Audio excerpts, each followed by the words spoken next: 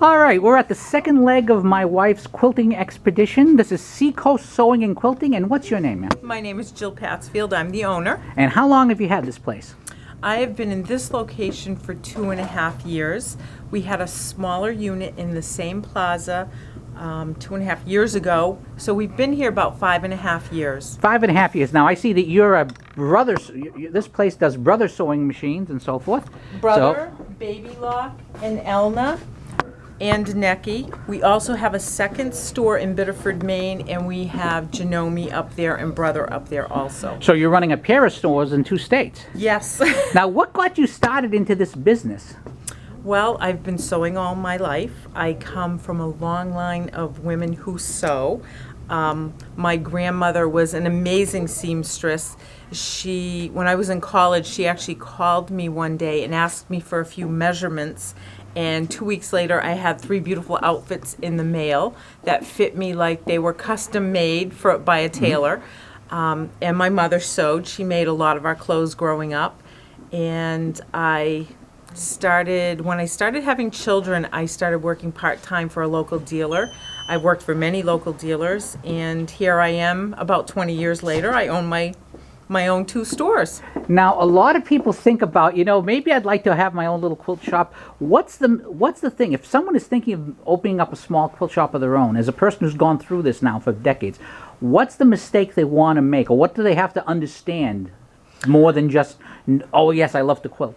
I think it's critical to understand that you're not going to have a lot of time to quilt or sew anymore. You do a lot of paperwork, but you take on a very different role when you are the owner. And there's a lot of planning and a lot of scheduling, and you're always planning 6 months to a year out.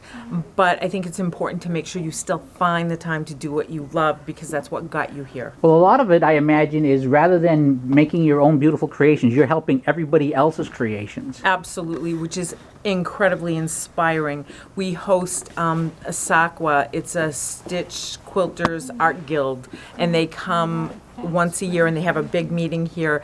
They're going to be meeting here in October, and they have amazing quilts. They're art quilts, not typical patchwork, and I find that very inspiring.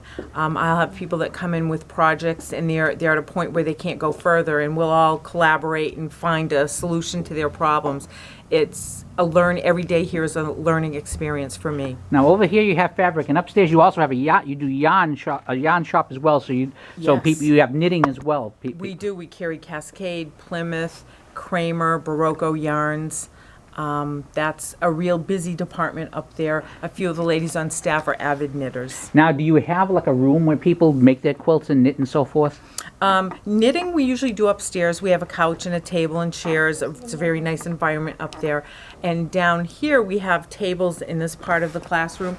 Everything on this floor moves. We have actually hosted events with 19 women on sergers, with an instructor who projected what she was doing up on the TV. So we can be really flexible. We do a lot of private children's lessons, and we do a lot of events also.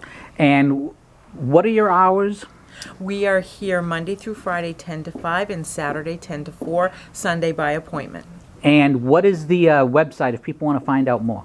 Visit us at www.seacoastsewing and spelled A-N-D quilting.com, and we have a Facebook page also. All right, well, thank you very much for your time. Thank you.